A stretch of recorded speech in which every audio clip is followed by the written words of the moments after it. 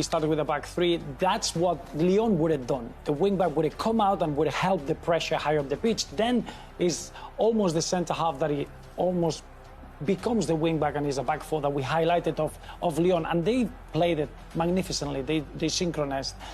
Man City didn't find that synchronization. I think the boys just spoke about the lack of intensity, the laziness in the defending of especially Laporte and Kyle Walker, but don't take anything away about the dynamic approach and the beautiful finish from Cornet, and that was a really good moment for Lyon. Speaking of a beautiful finish, we saw a beautiful finish for the second goal as well from Kevin De Bruyne, didn't we? It was. I mean, it was involving Mahrez, who actually came on and helped change the game for Man City. There was a change in system as well. Him and Sterling combined really well. It was one of the few times Jason Denayer didn't stop Sterling. Here he just dives in. And Ujuan coming onto that pass. I mean, it's a brilliant finish. That may look easy as it's coming back. You'd expect him to score, but he actually put it right in the corner because the goalkeeper had a really good game for Lyon. And listen, we highlighted him before the game. Best midfield player in the world. And he just showed the class there. And at this point in time, at 1-1, and then kind of beginning of the second half, we really thought that City were beginning to dominate, and this was going to be their game to go forward, Micah. Yeah, they looked like there was going to be the team to go on and win the game. There was control in the game, but Jamie was saying that they just looked vulnerable at the back, didn't they? Just on the counter-attack. Every time, there wasn't really set. No one really knew what job they had to do on the night. Everyone was just a bit, well, I don't know what I'm doing here, but because I'm a good player, I'm just going to get through it. But, yeah, it paid dividend in the end, and Lyon punished them for that. They did. Rudy Garcia making a change, bringing Dembele on for Depay. Let's take a look at what would happen there. There's some debate over this goal as well, whether it should stand or not. Well, yeah, Laporte makes a mistake passing in. But for me, this is a foul. You'll see a closer look. Dembele does what any striker does and puts it in the net. But if you just see here, like his positioning not great, but he clips the back of it. For me, that is a foul. I don't know what you guys think, but for me, that's a foul. I thought it was a foul, but Laporte gives the ball away. Then he runs behind everyone else, so the line's all over the place again, as it was for the first goal. And we're talking about Laporte, but I think it's a great finish. I mean, sometimes that is the best finish when you're going through, certainly central, trying to put it through the goalkeeper's legs. It reminds me of the goal Demba Ba scored against Liverpool. Remember when Stevie slipped, Liverpool almost won the league, and that one, when you go really central, I think sometimes the best thing is to try and go through the legs. But great credit for the manager. I mean, we're looking, would you bring your best player off Depay? It's a big decision for a manager that brings Dembele on. It's, as I said, pretty correct. But in that clip, and I think VAR has a big say there without intervening, because when you look at back, you see the referee is getting ready to blow the whistle. And almost the referees now, they've been trained to allow the game to finish. And then the VAR will let you know if it was an incorrect action. If you look at the referee here, the moment that Laporte is running back, look at the referee. Keep an eye on the referee when Dembele is got the collision. Now the referee, straight away, you miss it there in the clip, he goes to try to lift the whistle. And obviously, he's waiting for the VAR to intervene. Yeah. The VAR... What's the point of VAR? But the VAR... They've been useless. Yes, but that VAR decision is very inconclusive. I don't think you, from the angle of a TV, can give that decision. The referee can go and look at it, though, no? He should be going to look at it. If you're not sure, in the importance of the game, just go back and look at the screen. Without VAR, that's a free kick. I think the referee, once it's played, is not offside. Obviously, it's behind Laporte. Then, what the referee now, it goes to his whistle, but he lets it go. Because he thinks, OK, if it's a clear free kick here, the VAR will tell me. The VAR, they are only trained to make sure that they don't allow the referees to make obvious mistakes. Obviously, that's not an obvious mistake. And I think we all played the game when that was a free kick. There's no two questions about it. But you can understand why the VAR wouldn't intervene in there. It's not shone a very complimentary spotlight on VAR this tournament so far, has it? No, it hasn't. And for me, I was actually, when the decision was given, I was pleased because at least it showed consistency. Consistency! That's all we ever It's the wrong decision, though. That's all. If Liverpool were playing here, it would be a different Jamie now. He's City. We always want consistency from officials, so at least VAR. So are you saying you support the wrong decision, Jamie? Is that what you're trying to say? Is that what you're trying to say to me? I'm having a laugh. What I'm saying is, VAR's got every decision wrong for me, every big decision. So all I'm saying is at least they're showing consistency, and that's what we always ask for from officials. But I've made me point on VAR, you know, a few days ago when we've had it in here. It's another official getting the wrong call. And what Roberto says is right. They're told to, if it's clear and obvious. For me, it's just, is it a foul, yes or no? This clear and obvious. Where's the line between it's clear and obvious or it's not clear and obvious? Is it a foul? Yes. No. Still subjective, But what's the point in having VAR then?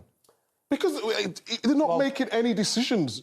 You know what I mean? What is the actual... You said, like, if it's clear, it's got to be a clear and obvious mistake. But that one, for me, again, you're saying, what's the point of VAR? These are decisions that, for me, we could have been speaking about the great things of VAR. Because I know what you're saying, the referee put the whistle to his mouth. I'm not quite sure the referee saw it. There was that many bodies there. He's looking at the ball. This has happened there.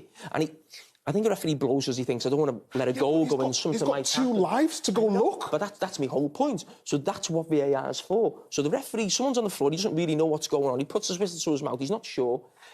If there's no VAR, he probably does blow, but I don't think he's seen it, if I'm being totally honest. If you're following him there, Jamie, you'll see him clear. I know, but he's looking at the ball, he's not looking at them. He's not looking at that now. That ball, he gets played, and you'll see at the angle in the corner of his eye. The foul's now. He hasn't seen that. Look at his action now. But that's what I mean, he's not seen it, so go have a look at it. His reaction is to blow the whistle, but it is true that VAR should empower referees. Yes. And I don't think the usage of VAR is empowering the referees. The opposite, they put that doubt in, am I going to get it right? And they let it go. They don't make the decision. The referee there needs to make a decision. And if he feels a free kick, he gives a free kick. But and the point on that, sorry, Roberto, is that the referee hasn't seen it. He sees a defender on the floor and he's only human. If you're going to make a mistake, you'd rather make a mistake given the foul and say, OK, it wasn't a foul, rather than a goal going in. Every official will tell you that. So he puts the whistle to his mouth. He hasn't seen it. But this is where VAR should get him out of trouble. He hasn't seen it. He can't give it. He lets it go. VAR, you make the decision now. And it's made the wrong decision. And that's happened 4 or 5 times on big decisions. And that's where it's not VAR. It's actually the official controlling VAR who's got it wrong. It's not the But the law is the game, Jamie. You're not allowed to use VAR to referee the game. That's not the usage of VAR. VAR is to make sure that they highlight obvious errors of the referee. Yes, and but the referee made an obvious error, so then he can go look himself. He doesn't have to listen to VAR. He can go look himself. That's the whole point. That's something that we've seen in this Champions League, unlike the Premier League, right? We've seen the refs go over and take a look. Is that something that should be positively encouraged? Do they feel like they're empowered to do that? But you know the problem, Kate, every league around the world, they've got their own different protocol of how to use the VAR. We've seen it in Italy working really well, where the referee straight away is going to get a call, go and check. Germany, and you make very the decision. as well, yeah. In Belgium, is very clear. You go and you make the decision. In the Premier League this season, early on especially, they were not allowed to go into the monitor. So all they're doing is they're waiting for a call. Now, sometimes the referee that is in the VAR booth is less experienced than the referee that is on the pitch. Is that where the real issue lies? When VAR first came in, I had this debate with lots of people saying a referee should go and look at the monitor, and I said no. I was against it. Why did you say no to that? The reason I was against it, because if you're a referee and you give a decision, and then someone comes in your ear and says, go and check, straight away there's doubt in your mind. You then go across to the monitor. It could be where the benches are. You've got 50, 60,000 people booing, whistling. You've got the benches, and you're looking at a replay. I thought it'd be better for someone cold, miles away, not emotionally invested in the game. He sits there cold and he makes the decision. I've been proven wrong, because what Roberto said is right. The officials are not prepared to tell another official that they've got it wrong. So I would now say, actually, just the referee go and look at it, because it can't be worse than what we're getting right now, which is, rather than 1 human error, we're getting 2, which makes it sort of doubly worse. And I've never been hugely critical since I stopped playing of officials. When I played, I was in officials' faces, so I can't say any different. But when you're here now and I'm not emotionally invested in a game as much, I can say it's a tough job. It's not easy. The game's 100 miles an hour. How could a referee see that? Almost impossible. So he needs help. But now I have to be massively critical of officials. I just have to on this situation, because 2 people are getting it wrong. And it's also the strength of character. And we've always questioned that with referees. Have they got the bottle to give a decision against a certain team or manager in a certain stadium? Now we've got 2 officials who haven't got the bottle because this guy won't go against the guy who's given the initial decision. It's like this gang of people who will never be proven wrong. They're always right. Now, VAR was brought in to help the game. I thought people at the very start with VAR who were against it, I give it a chance. I don't think you should ever be against something in the game, something new to improve our game. I've given it a chance. Now I've almost come back and sort of, I'm not totally on board with it now.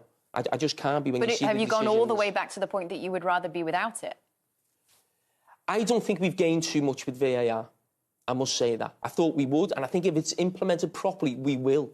But that's the big problem. It's not getting implemented properly.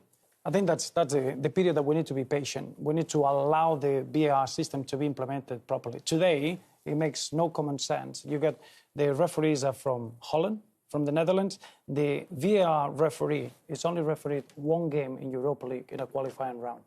So how can that make sense that the guy that is in front of the screen and is going to make the final call to the referee on the pitch has got no experience whatsoever? So what happens at that point is almost you're a human being. You freeze. You're not sure. If it's inconclusive, how am I going to give you my advice? So I think I felt that in the World Cup 2018, when the first time the VAR comes in international level, it was a real success for us. I'm sure that in every game you got your situations, which means that if we can get it to work well, it's going to empower referees. But I think everyone needs to know the protocol and how we can help the referees. If he's checking the monitor, we need to check the monitor. If we need to get specific people doing the VAR, we'll have to do that. But we need to get it right. At the moment, it's not helping. All right, moving on for now from this VAR debate, because it's going to rage on, isn't it? Listen, quarterfinals, I think throughout this stage, we've seen plenty of surprising things. I think you'd have to say that Raheem Sterling's miss rates right up there, Micah. Yeah, I was gobsmacked, to be honest. Kevin De Bruyne involved again, as he always is. Lovely cutback. I think that's by Jesus there, was it? And Sterling, the amount of goals he scored this season, you put your house, your mortgage, everything that would score that goal. And for him to miss that, I don't think he's going to sleep tonight. We talked about big players at the right moments. Kevin De Bruyne stepped up, didn't he?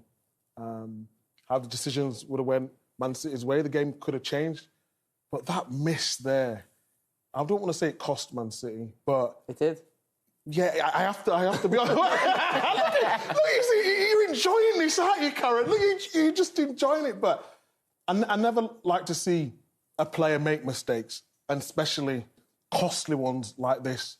And tonight, he's not going to be able But that's my point about we were talking about the tactics before the game. Now that you mentioned about Pep Guardiola got it right or wrong, you got an action that you haven't seen Sterling in that situation in this season, with the 31 goals, playing with a great confidence.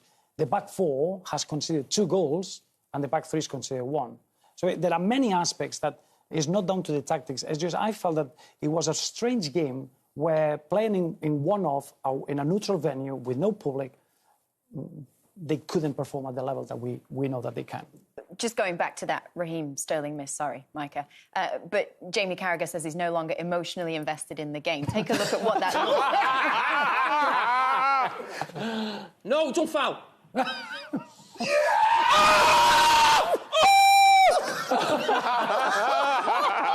that a miss or a goal? I don't know you were celebrating it. Oh, look at the facials. Oh, brilliant. That's brilliant.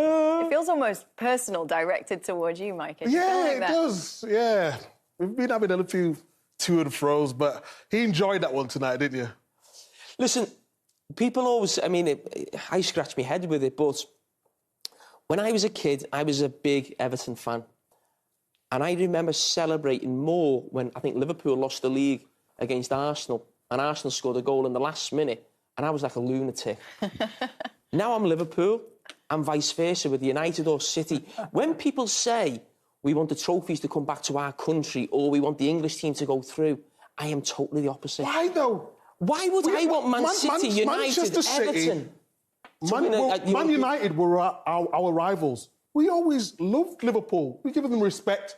Now that we're the new kids on the block, there's a bit of rivalry, do you know what I mean? We've only got beef with Man United, that's it. Did you want Liverpool to win the Champions League last year against... Who did you want to win that one? Liverpool or Spurs? I wanted Liverpool because I played with Salah. Great answer. Great answer, Micah. I did. Oh, you didn't play with Salah now? You didn't play with Salah now? No wonder they got rid of him. I tell you somebody I feel like we haven't really given him his credit is Dembele yet, because at the time... 59 seconds later, here's what's happened. Let's take a look. And again, you have to question the defending from Manchester City. From that position, Aymeric Laporte gets shuffled away. Great shot from Omar, but not a shot that you would expect the goalkeeper to struggle with.